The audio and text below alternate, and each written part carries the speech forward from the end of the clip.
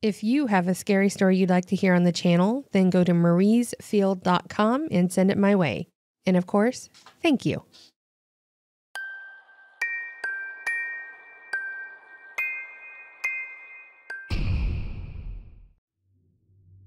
Back in my early 20s, I used to work for a large tech company that made and repaired a lot of large, expensive equipment. Most of it was medical related, but there were a few other cleaning and sanitizing things that we did as well. Now, with that type of equipment came a lot of pretty important partners and stacks upon stacks of confidential information. Of course, you can't really hide those kinds of machines easily, so that meant the building I worked in was huge, not to mention the entrances, and every room or office had restricted access. Everyone had a badge, and your badge would only let you into the rooms and areas you were permitted to be in. When I started, I got lost once and I learned my lesson. People gave you weird looks if they didn't recognize you, so I caught on pretty quickly. I was hired to do data entry, but pretty quickly, they had me doing other tasks, including filing, and even found myself helping with a lot of tech support questions. I'd say that a majority of the people that worked there were older, so there was always an issue with someone's system, and they could never quite understand how to access the task manager. But I did genuinely enjoy it. Other than them always thinking I was a genius with tech, everyone was kind and inclusive and never demanding, which honestly was not what I expected when I started there. Anyways, so that's just to give a little background as to where I worked. That was where this story took place. I usually worked the normal Monday through Friday, 8 a.m. to 5 p.m. shift, with occasional late nights when I wanted to get ahead or if I was behind. At this point, my wife was out of town visiting her mom, so I decided I would get in some extra work to get ahead of things.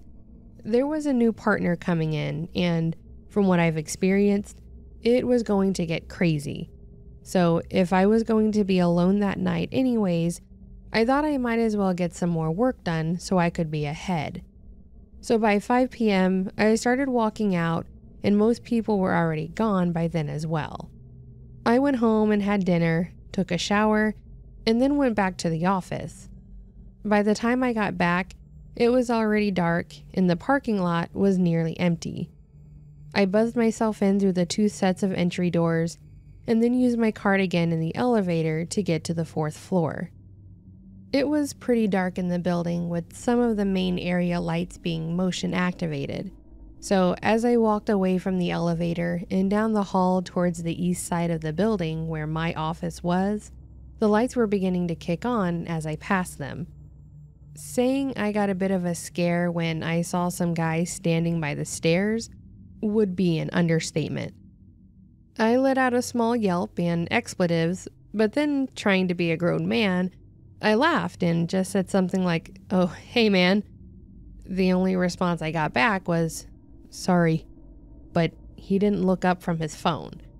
I just took note of what he looked like and carried on towards my office. At first, the guy himself didn't alarm me. He was wearing the green and black striped shirt that our janitor normally wore and black pants. He also had a mop and bucket with him, so I just assumed he was one of the janitors working late. I got to my office, leaving my door cracked open, called my wife real quick to give her an update, then started working. It wasn't too long after, maybe 30 to 45 minutes, when I started to hear something outside. It was talking, but it was just one voice, and the person sounded very angry. I couldn't quite make out everything being said, but there was a lot of sighing and F-bombs. I started getting a bad feeling, so I slowly got up and walked to my door.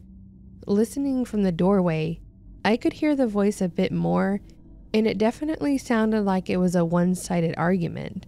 Like someone practicing what they were going to say to someone, if that makes sense.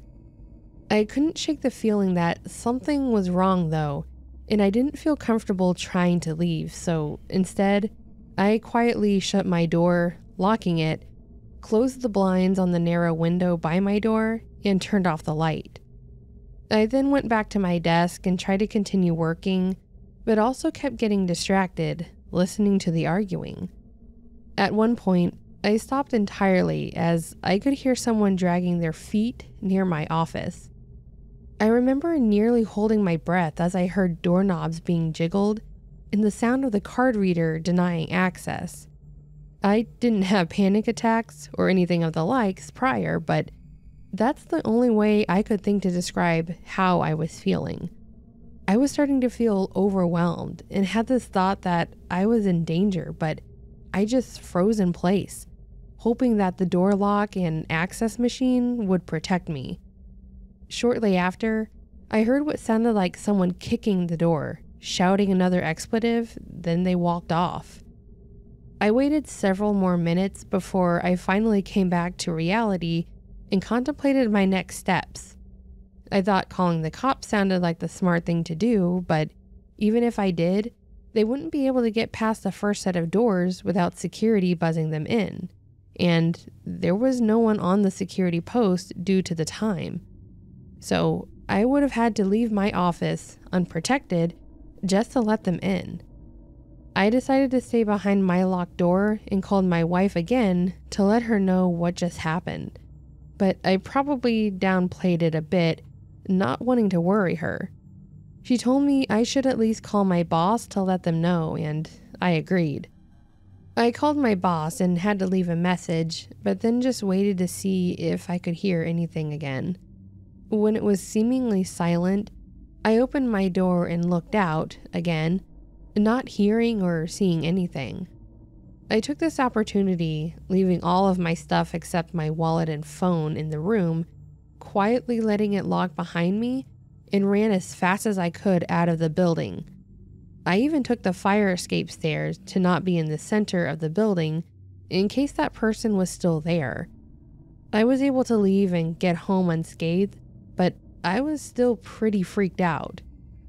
The next day, I went into work as normal, prepared to tell my boss about what happened. However, before I could even turn my computer back on in my office, my boss was at my door wanting to talk about my voicemail. I explained everything that happened, and I could tell by the look on his face that something wasn't right. He said the janitors were only supposed to be there during normal business hours, so he was immediately suspicious when I told him they were there. Unfortunately, their access cards would still let them in, but the problem was that they all knew that they shouldn't be there. Other than the fact that they were there so late, the rest of the experience was definitely not okay, so he had me go with him to security to review the tapes that night. What I saw seriously scared the hell out of me. I was hoping I was just being paranoid, but knowing now that what was behind that door made me realize that my feelings were warranted, which I think was worse. We watched the footage as the guy scanned himself in, bringing with him the mop and bucket I saw. He walked around the 2 floors he could get to, and then had stopped and was looking at and doing something on his phone where I saw him, so long that the lights had turned off.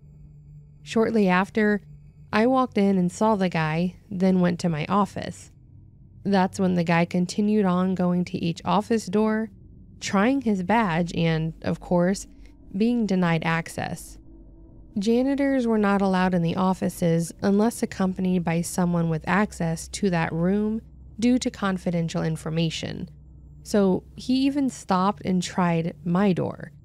While the fact that he was trying all these doors was pretty unsettling itself, it's what he was carrying that made it terrifying.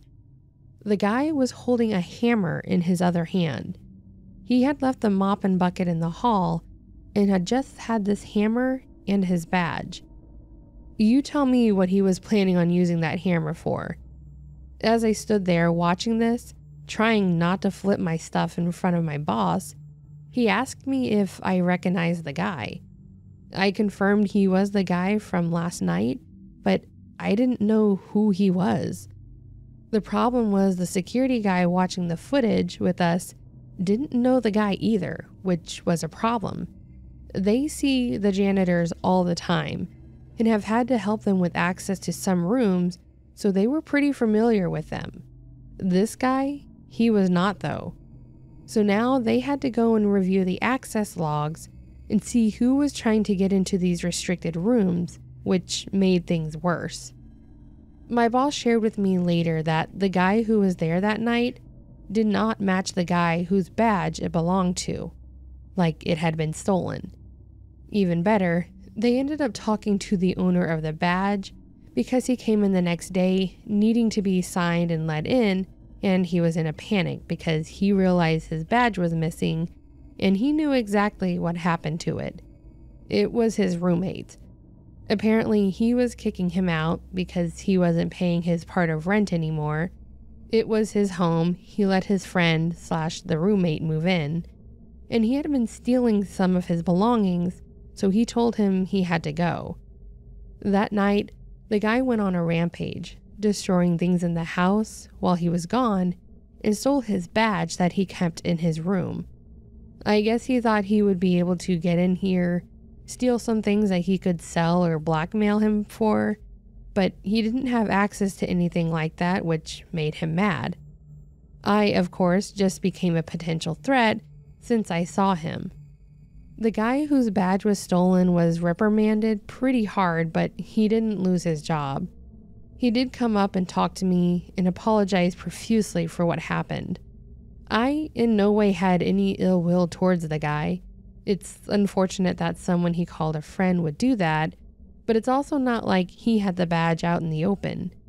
He at least kept it in his room, so other than hiding it or locking it up, what else can a person do?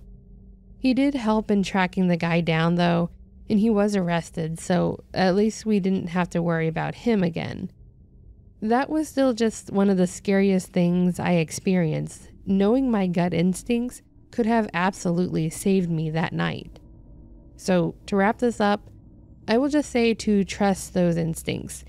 Even if nothing happens, I think it's a hell of a lot better to be hyper vigilant than be in a "I wish I would have done this" type of situation.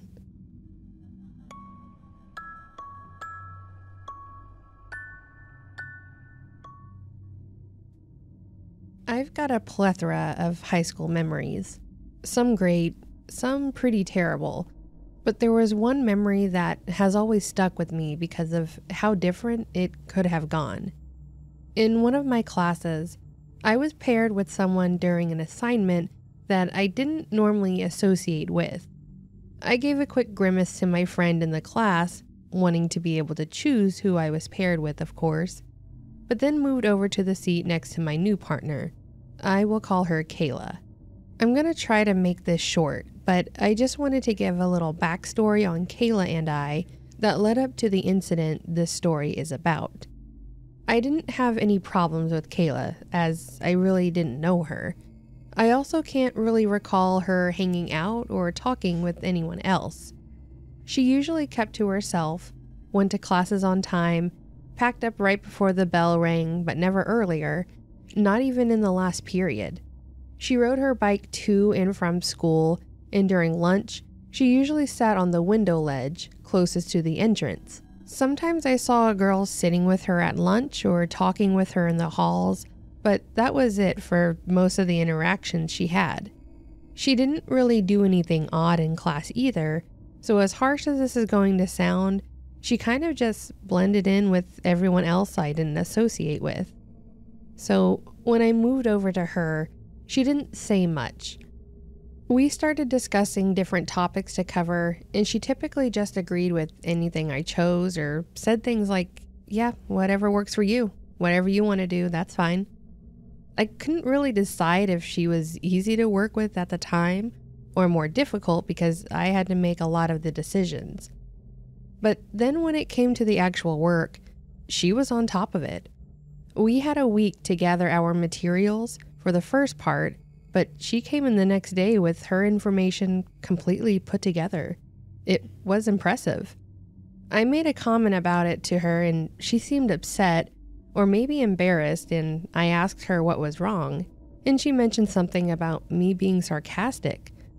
I wasn't though, I was being genuine with her. Over the course of the assignment, we worked better and more thoroughly together, but she still didn't seem to talk much. I was used to at least some small talk or goofing around, but every time I tried, she shut me down. I won't get into it, but I will say there was an incident at school involving Kayla where she tripped coming into the school, and I went over to help her and ask if she was okay, and it seemed to surprise her that I did this. I don't know what shifted, but from then on, she began talking and opening up more about herself. I even invited her to my place to finish up our assignment and to hang out, wanting to get to know her more. Not only was she highly intelligent, but she was also very kind and funny. So as we grew closer, so did prom. I mentioned going to it, and she always shied away from the topic.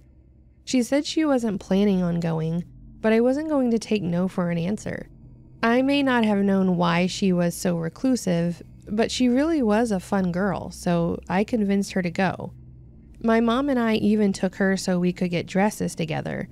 We had all these plans, and as we put it all together, I could tell she began to light up more and more with this idea. So, cutting to the actual night of the prom, I offered to have my mom pick her up, but she declined, saying she would have her mom bring her and we would meet up there.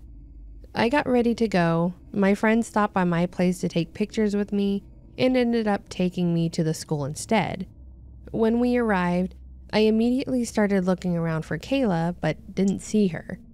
I wasn't too worried about it, as it was still early though. It was probably about half an hour into the dance though, that I still hadn't seen Kayla. I forgot to mention that this was also back when cell phones weren't really a thing that most kids had. They existed, but it was more so adults, if anyone, that had one. My family wasn't broke, but we weren't wealthy either, but the only person in my family that had one was my dad, and it was his work phone. So I didn't really have a way of calling her to ask where she was. All I could do was just wait for her to show up. I had been talking with my other friends, dancing, enjoying the festivities, but still kept in mind that I hadn't seen Kayla, now several hours into the dance. I was disappointed, but assumed that maybe she decided not to go after all. It was getting pretty close to the end, and my friend offered to take me home, but I actually wanted to check on Kayla, so I declined and explained why. She understood, and we parted ways as she left. My mom had planned to pick me up at a certain time, so I decided to use the restroom and take my heels off while I waited for her. While I was washing my hands, I noticed something in my peripheral move. I was in the school restroom, so I knew it was just someone else using it and didn't even bother looking up. That was until I heard a familiar voice say my name. When I looked up, I saw Kayla standing behind me. She wasn't wearing her dress though, but jeans and a zip-up jacket. She had makeup on, which she normally didn't, but you could tell she had been crying because it was starting to run down her face. I was happy to see her at first, but then immediately became concerned when I saw her state. I asked her what was wrong and went to approach her when she stepped back. She then told me that she didn't understand why I was being so nice to her because she didn't deserve it. She said that she was supposed to just fade into the background and never be in the way again, but that I had ruined that. I was confused at first. With her saying this, I thought maybe I did something wrong. She then reached into her jacket pocket and pulled out a folded up piece of paper. She held it out and asked me not to read it until I got home because she didn't want to ruin my night. She thanked me for showing her kindness, then walked out of the restroom. I just stood there confused for a while and then walked out as well. I kept fidgeting with the paper, wanting to read it, but also trying to follow her wishes. I had no idea what the letter could say. I knew that my mom would be there soon, based on the time, and since I was waiting out front, My curiosity got the best of me, and I decided to read the letter. I don't have it memorized, nor do I really want to go into detail of what it said, but to summarize it, I learned that the girl I saw her with was her older sister. She was a senior, we were juniors. She did not get along with her sister due to how different they were treated by her parents. In the letter, she confessed to some pretty dark things that she wanted to do to herself and her sister. But then when I started talking to her, she was conflicted. She was convinced I was just doing this to embarrass her or out of guilt or something to get her to go to prom. So she was going to include me in those dark plans.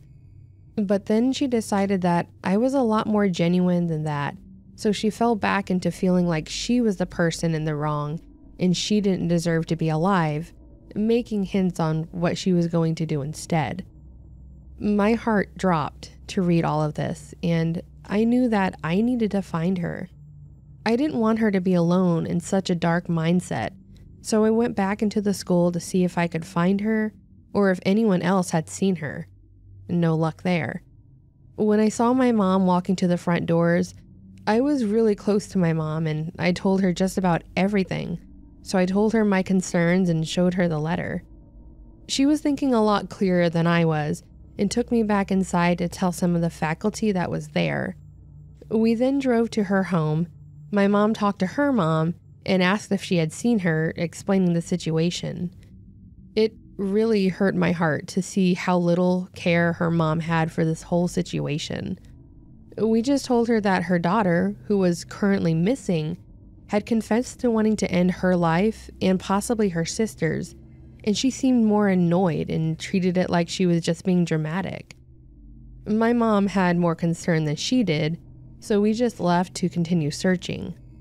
We did call the cops and reported it to them as well, and they also agreed to look around but couldn't do much since her own parents didn't report it. With nothing else to do, we went home, me completely distraught, thinking that may have been the last time I'd ever see this new friend I had made. That night was pretty restless for me. My mom came into my room that morning and told me that we had a message on our machine from Kayla's mom. She said that Kayla was at a hospital and gave us the room number, and that was about it. My mom, of course, offered to take me up there, and I didn't hesitate. I didn't know what I would see, but I didn't expect to see her sitting in a room, drawing in a book with music playing. This wasn't a normal hospital you would go to when you were ill, or at least not physically. However, she looked happy. We got to talk while my mom waited outside. She explained her thought process more, and I learned a lot more about her and how her brain worked. I had no idea about her home life and how deep her thoughts went. Overall, her parents touted how perfect of a child her sister was and neglected Kayla a lot. She always got great grades, but it was never good enough, so she tried acting out instead. But because I saw her for Kayla and not her academics or her sister, she thought that once again, she was the problem. I can't help but think what could have happened if I didn't keep interjecting into her life. This was many years ago, and Kayla and I have become really close. She actually moved in with us after she left the hospital and finished her last year of high school from home. Her parents seemed to truly not care, which was heartbreaking. I know there wasn't much that may have happened in this story, but the possibility of what could have happened was pretty terrifying, especially in that moment. That prom could have ended with multiple people dead or seriously injured. So overall, people, just be kind to one another. We really don't know what someone else is going through.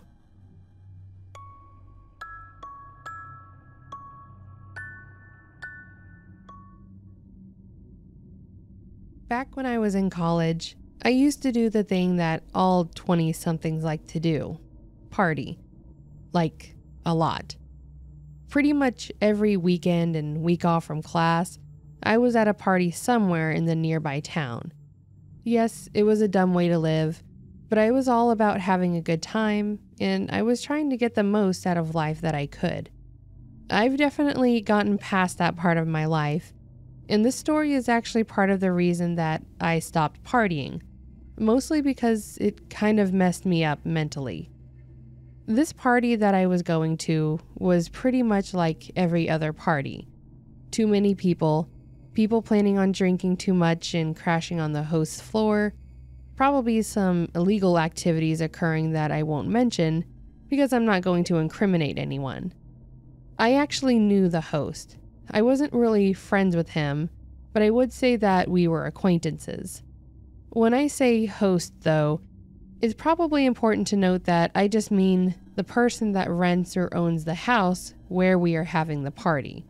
Because there were always a group of us crazy kids that would supply the party with all it needed.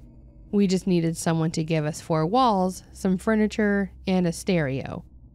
When I got to the house on the night of the party, it all looked like it was going to be one hell of a night. A bunch of my friends were already there, the music was decent, and I was ready to let loose and have a good time. I walked in and immediately ran into the host, who we're going to call Robin for the story, and I went in for a handshake to thank him for letting us use his house and to tell him how awesome he was. I started with a, "Hey bro, how's it going?" Just trying to keep it informal, and he literally just stood there staring at me with a blank stare.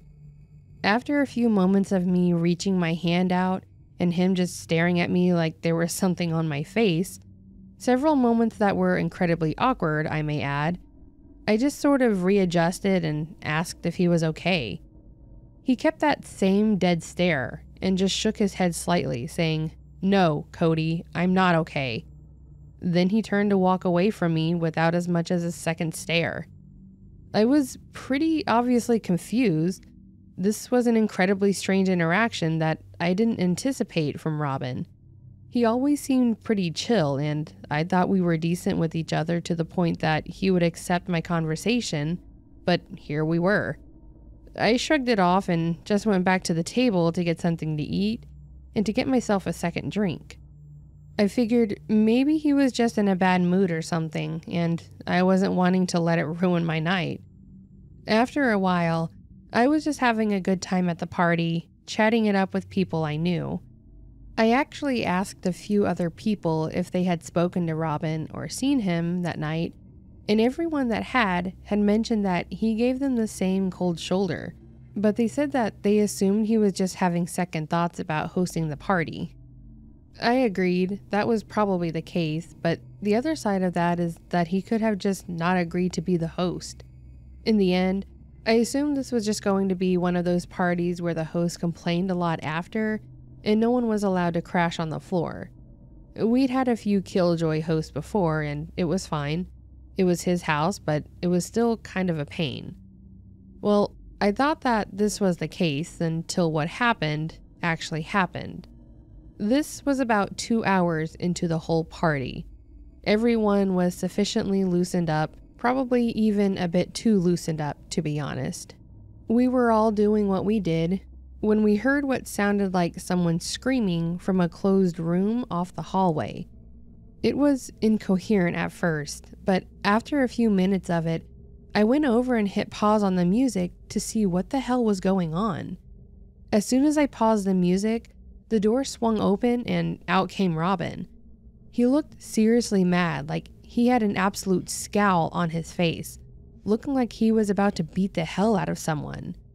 We all kind of backed off from him as he walked out of the hallways and into the main room, mostly because I think that none of us wanted to be the person he took his anger out on.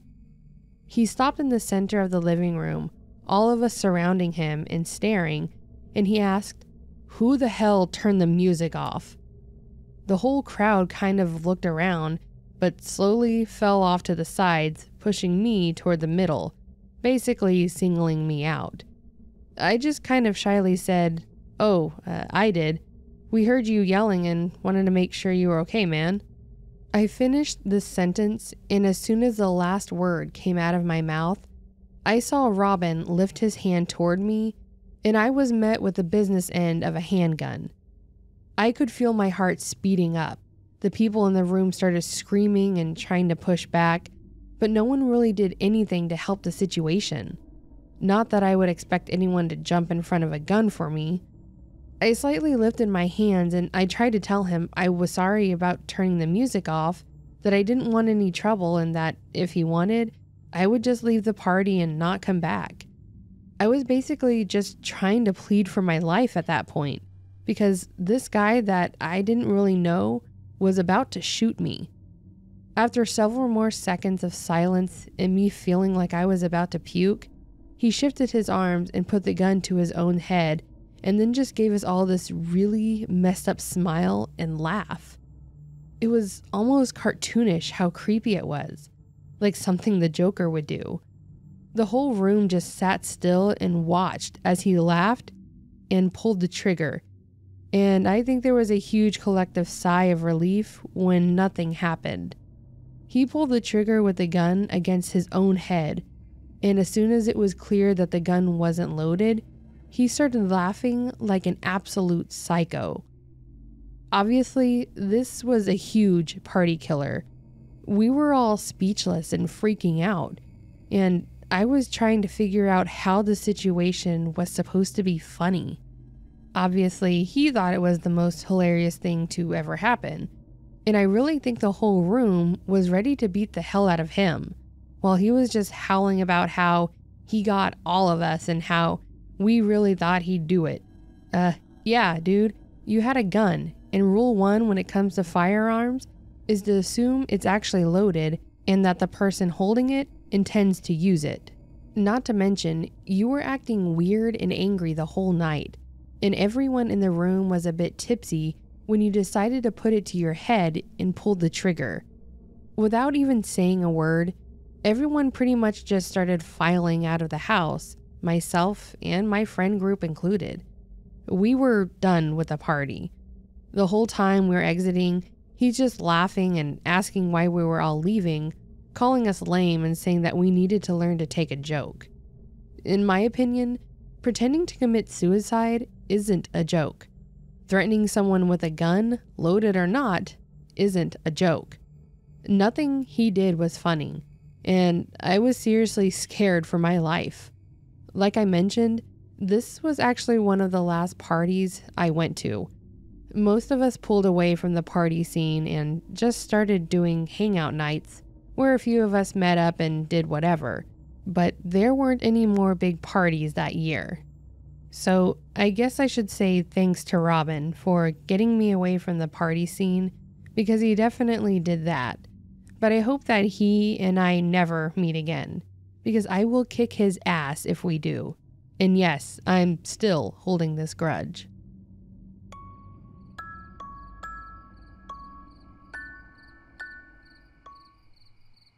So that, my friends, was another scary story collection. We got stories about strangers doing weird things, as well as people that we know doing questionable things. And it makes me think that maybe talking to my pets isn't so bad. Maybe I shouldn't admit that, though, because people might think I'm the weird one. You are. Oh. Moving on, anyways. If you did enjoy this video, please do give it a like below. And if you'd like to hear more content like this, then consider subscribing. I can't say that fast, apparently.